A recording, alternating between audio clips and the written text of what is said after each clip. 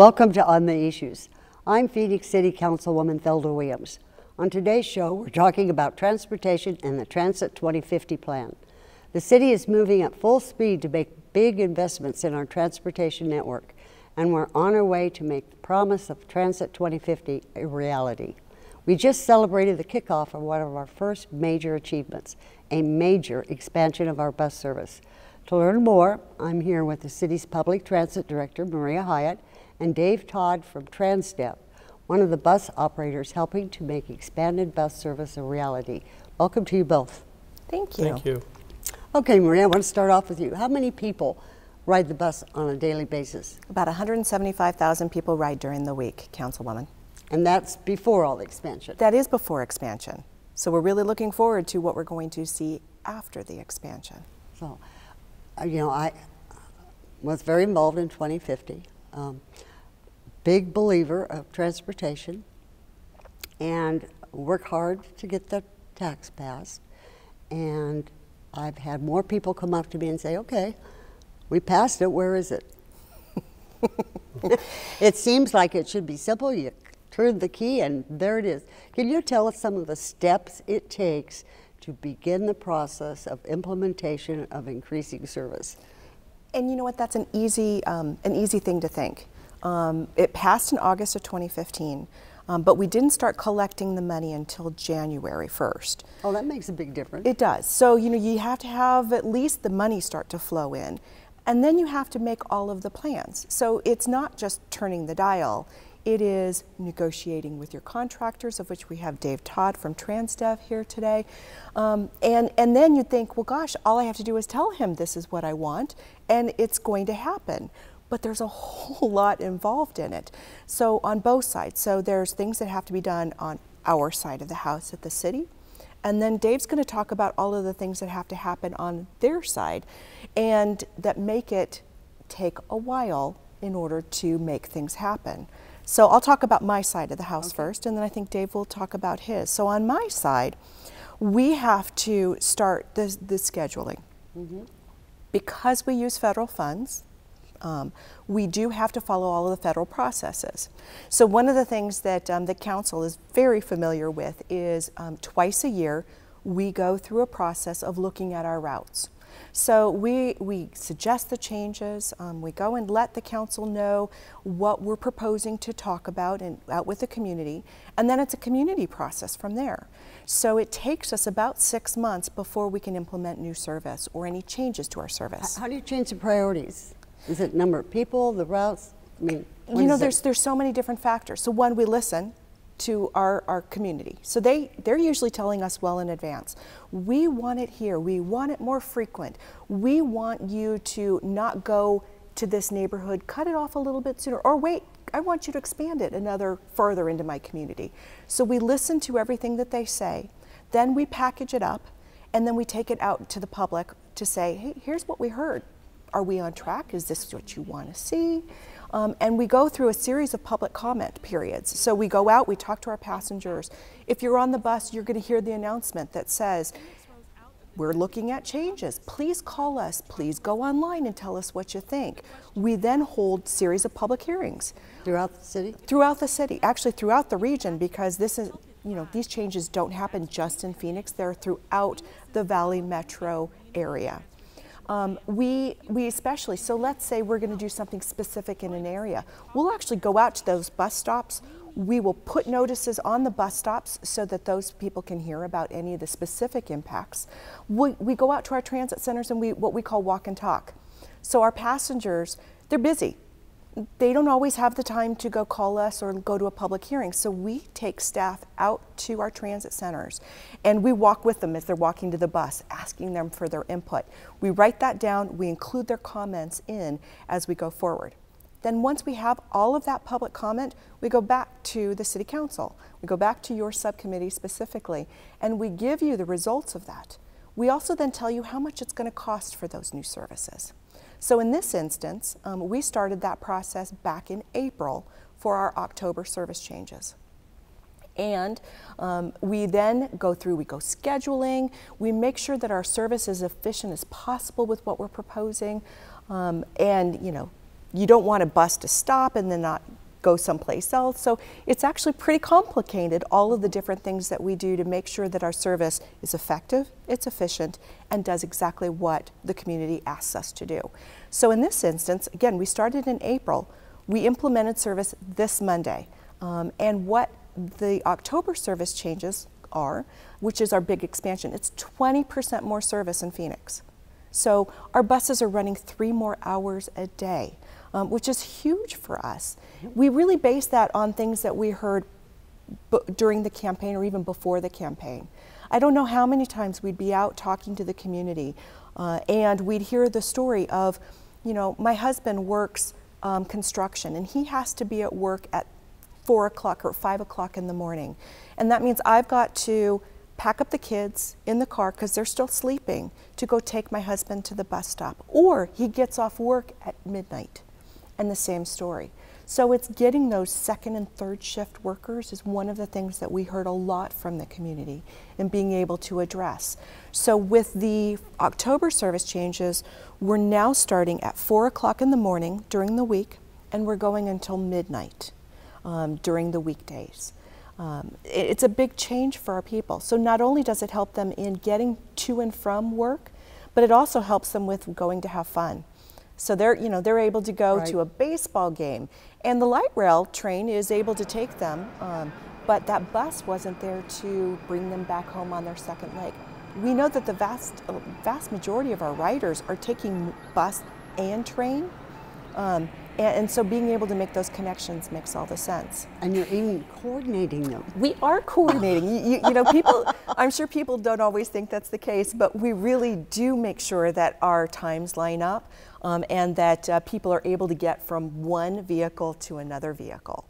So that's my side of it. But Dave's going to talk about what that takes when I say, hey Dave, how about we go expand 3 hours a day? And he looks at me like, oh my gosh. Well, let me ask you a couple questions first. You talked about increased money. Does that mean you raised bus fares? We did not. This is all the same bus fare that we have. So for those who haven't taken a bus, taking a bus is really easy. And you can go from bus to train seamlessly. And all you have to do is get an all-day pass. You can buy a one-ride pass, but an all-day pass allows you to ride bus and train all day for one fare. And it's $4 if you are just a regular person like me. But if you are if you're a senior, you're ADA, or you're a student, it's half price. It's $2 for an all-day pass. It's a huge deal. That's pretty reasonable. It's very reasonable. Where do they buy them? They can buy them on the bus. They can buy them, but better yet, it's even better. Buy them at a Walgreens, buy them at your Fry's store. Go to a ticket vending machine on a light rail platform and buy your ticket. Because I do need to note that currently, if you buy it on the bus, you're going to pay $2 more. The City of Phoenix actually just made a policy statement that we wanted that $2 more on the bus to go away. Now the next step really is to work regionally with all of the cities in Valley Metro on getting rid of that $2 increase when you buy it on the bus, gone. So we're working very hard on that one, and we hope that's gone very soon. But currently, I think you have an insider there. I do have an insider there. And since Councilwoman Williams is on the RPTA board, the Valley Metro board, so she chairs it. Yes. But you can buy a ticket at 800 retailers throughout the valley. It's very convenient. You can buy it online too if you want. Get them sent to your home. Oh, I didn't know that. Yes, sure, you can. Bus shelters. That's the next thing I hear about is the lack thereof or transients sleeping in them. What are you planning to do about that? So this was probably the second hottest topic, and hot is probably the right word, when we were out talking to the community about Transportation 2050, was the need for shade at our bus shelter. So currently, Phoenix has about half of our bus shelter shaded. We have more than 4,000 bus stops just in the city of Phoenix. Half of them are shaded today. And we also looked to see on the ones that aren't shaded, was there natural shade? And natural shade could be a tree that provides that shade during the heat of the day, or another building that shades it. So about 93% of our passengers actually do have shade because of those other elements. But we are committed to providing shelter meaning a shaded shelter at every single one of our bus stops over the next 8 years. So the bulk of them will be done within 5 years. Now, you'd asked about people sleeping at a shelter. So the City of Phoenix has, through the police department, we have a transit enforcement unit, and they are specifically dedicated to transit. And so these police officers are working throughout Phoenix in order to look for exactly those things. So a lot of times we'll have a bus go up and the operator will see somebody who is sleeping at the shelter. They'll call our operations and control center and we'll send out a police officer to be able to address that. We're going to take a quick break and then I'm going to have all kinds of questions for you. We've been out in the community this fall to celebrate our transportation investments, and our Phoenix TV cameras were there to capture the festivities. We put together this short video of events to kick off expanded bus service and unveil the design of our newest light rail station.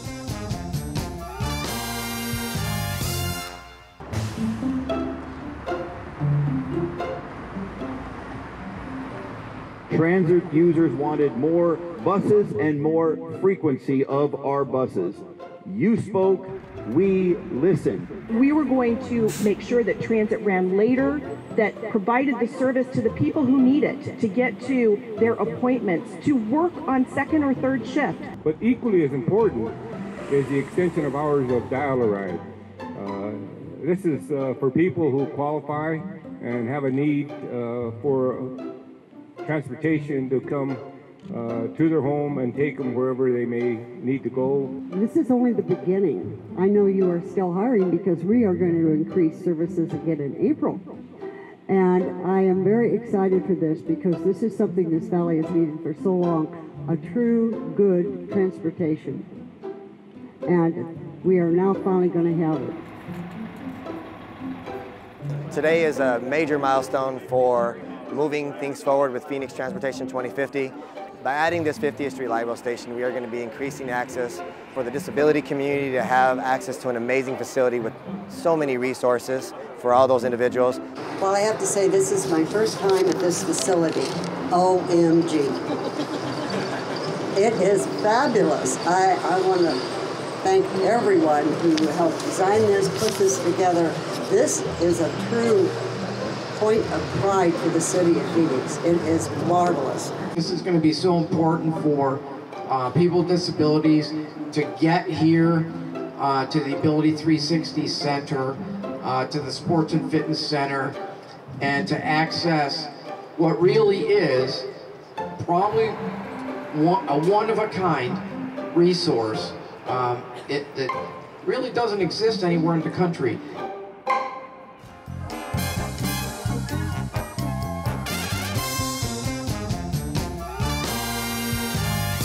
Though we just celebrated major service expansion, we're not done. We have more improvements on the way this spring. Now we're going to look ahead to see how we meet that demand. And Dave, I kind of went easy on you, and you represent the bus drivers. That's correct. And how many bus drivers do you currently have before the expansion? Before the expansion, we had 624. And with this new expansion starting on Monday, we have 718. Where do you find them all? Everywhere. We hit the ground running once we knew it was passed, and we met with the planning department with the city to move forward and come up with a process of what we were going to do and how are we going to do this. We initially were talking one phase, and we wound up doing it 2 phases. As Maria said, it'll be this past Monday we did the big bulk of it, and then we'll do in April 2017 will be the remaining 42 people that will come on board. So we went to many job fairs, and we got a lot of applications through that process. We advertised in over 3,000 diversity websites for hiring. We worked close with Luke, the coordinator at Luke Air Force Base, for transitioning veterans, and we've picked up many staff through that process. We work with one of our partners through My Brother's Keeper, who help young men of color between the ages of 18 and 24 We've successfully got some people driving our buses and working in our mechanics shop and our fueling stations and stuff like that through that program. It's been a whirlwind of a lot of faces. You see thousands and thousands of applications are processed throughout this entire time, and it's been very rewarding. I think a lot of people thought it was a huge challenge, and it was, but we were confident. We have a great staff, and we got through it. What qualifications do you have to become well, I said driver, but do you maintain the buses too? I guess I'm asking you multiple questions all at once. Yes, we do. We operate them on the street, we maintain the mechanics of them, and we clean and fuel them as well. So you need a multitude of people, I would think. Correct. For this expansion, we grew in all areas, including admin staff, all the fuelers, the cleaners, the operators, of course, and then as well we had to hire more mechanics because the buses now will be traveling more miles throughout every day, 7 days a week, so that requires more mechanics. Mechanics, obviously, they have to have requirements to do that kind of job. There's many types of requirements, ASE certifications and things like that, bus certifications. And we're fully staffed with what we needed for this expansion on that end. We still are looking for some people to fuel and clean the buses, so if anybody's out there that would, they could go to our website and apply, or come down and see us and apply. The operators, I don't want to say it's not a job where you need qualifications. You have to be patient. You have to like to drive, obviously, and you have to be tolerant of our people in the valley. It's not an easy job, but it is a career. And I think somewhere along the way, I don't know if it's the electronic age or whatever, but the bus driver job when I was growing up was always a career job. And when I started here in Phoenix in 1997, it was a career job, and that's what we're trying to build again. We just went through a retirement phase where we offered our senior drivers an early retirement plan, a package that would help them, get out of the seat and enjoy the rest of their life. And I think 47 of them took it. So we had to replenish those people as well on top of the 92 for this October. And so it wasn't just the services, replenishing a lot of people. And with the senior drivers that we just lost, we still have, it's about an 18.4 year average of our employment there. So they stay, they come and they stay. I was fortunate enough to attend one of your annual celebrations for the drivers. Mm-hmm. Tell me how many miles some of those people won. Wow. Well, we do it's a safety awards banquet for our drivers because we're very proud of it, and our mechanics, and everybody that is involved. It's years of service, and it's focused on safety and the years of service. So currently, this past August we had another, and we had our 5th 3 million miler achieve that award. Isn't that amazing? 3 million miles. It just blows me away. It is amazing, and he got a big standing ovation. And he was retiring, I think he retired mid-September, so currently we don't have any 3 million milers, but we have a couple that are on the verge that should achieve that by July of next year, so they will, in August, they will be up for that award as well. And we have many, many 2 million milers, and I don't even know the count of million milers that we have.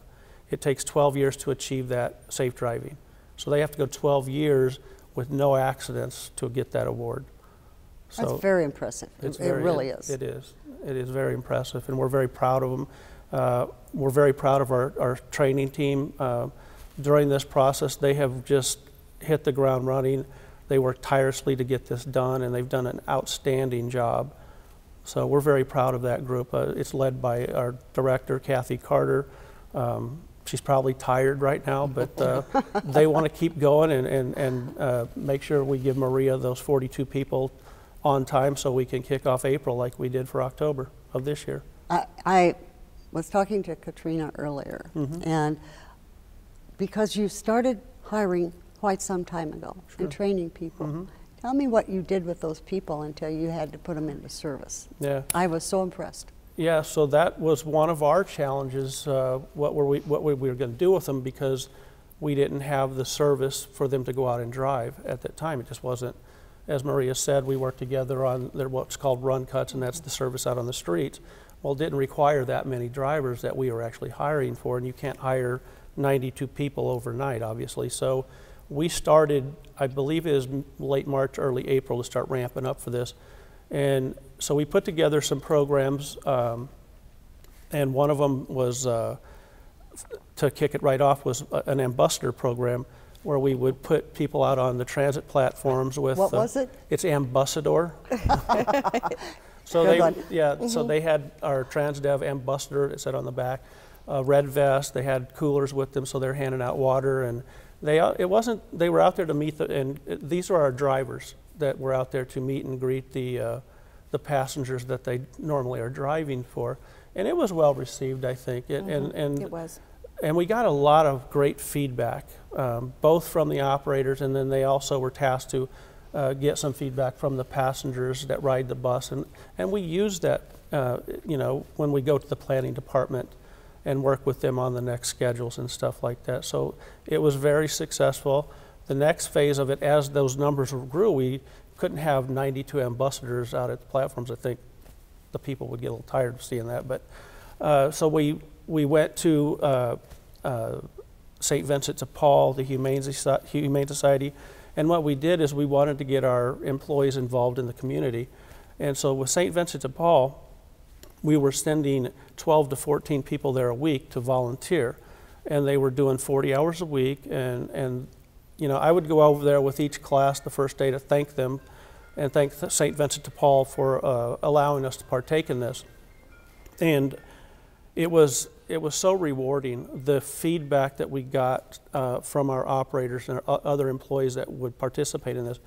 They would come back and they were exhausted. You know, because mind you, they drive, they're sitting for 40 hours at St. Vincent de Paul. They're on their feet, they're lifting crates, they're putting together lunches, they're preparing meals. And it was very heartfelt because they told the stories that they encountered while they were there. And it was very nice. We would brief them on the Friday, and they were exhausted, but it was so rewarding. The first group was one that I always remember because they went there really not knowing what to expect, but by the second and last day that they were there, they were going to Walmart and the other stores and buying stuff that St. Vincent de Paul needed. It really was. It was. We have some great pictures that we have plastered throughout our entire facilities to let everybody know that, you know, we are in the community and we care, and it was so nice, and we'll continue to do that when we can.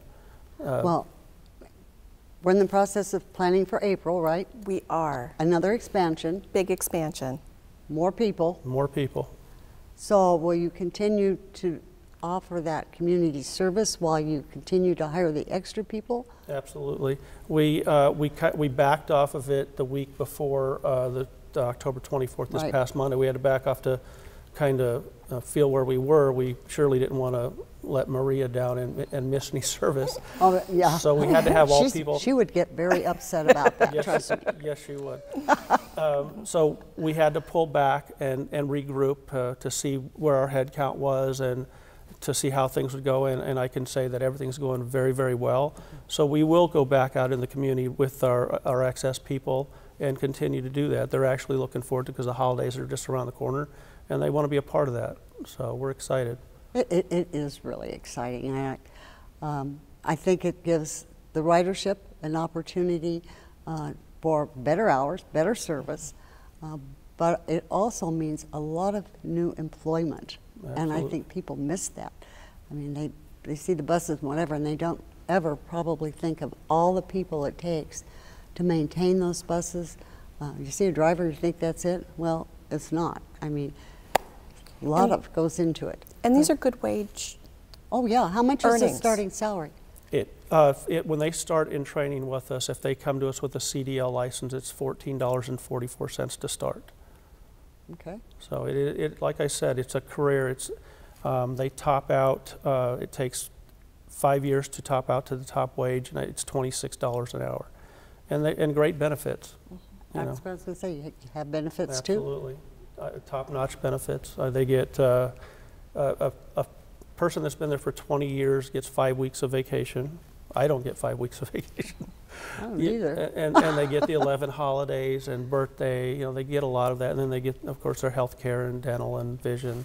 It's a career, it's a good job. And you don't care if it's female or male, right? Absolutely. We encourage the female employment. We're very proud of our diversity.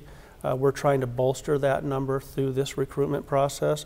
It's a little bit more difficult because of the kind of job that it is. I think last year we hired our first female mechanic, and you don't see that often. And I think I don't know how that's going right now, but we encourage like our fueling and our cleaners. I believe our staff is probably like 40% female. So and so we want to bolster that as far as the operators go too. Good. We're working on that. I know Maria and I are big supporters of women having new opportunities, yes. Sure. Non-traditional jobs, because they need the work, yeah. And the opportunity is there. Sure. And there's often they just don't think of it. And so that's one of the reasons I really wanted you to come today, is to talk about that, because sure. There's some good opportunities there for careers. No, I agree. I think it's a great place to be, and this is forever growing.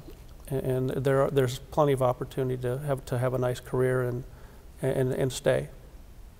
Before we finish, Maria, dial-a-ride. So it only took us 25 years to get where I was hoping we'd be, and we're there. It's such a great story to tell. So not only do we help dial-a-ride by the expanded service, so whatever we do on the bus side also happens on the dial-a-ride side. But one of the really important pieces that, as you said, took us a long time to do, and I'll explain that in just a second. So what we did effective July 1st was for our dial-a-ride passengers that need to go from Phoenix to Glendale for a doctor's appointment. We'll just give that as an example. So because in the Valley we had different cities doing dial-a-ride service, you'd have to go to the border. So you'd sit at a grocery store, in air conditioning, but at least sit in a grocery store waiting for the Glendale dial-a-ride vehicle to come pick you up. Now that doesn't make any sense. It adds time to the day, and it's not efficient, and it's just not a good thing to do for our people who are desperately in need of this service. So July 1st, it's one ride to get from Phoenix to any other city that you need to get to on the dial-a-ride vehicle. Thank you. Yes, you're right, and thank you to all of our passengers who have waited so patiently for us to be able to work through those dynamics of working with all of the different cities. But now through Valley Metro, it's a one-seat ride. People are so happy. Well, I want to thank you both very much for coming today and being part of this huge expansion, and know that we're in the beginning. We are. It's only going to grow more. A lot more to come. That's all the time we have for this month's On the Issues. If you have any questions or comments about this show, call my office at 602-262-7444 or visit my website at phoenix.gov/District 1. We'll see you next time on The Issues.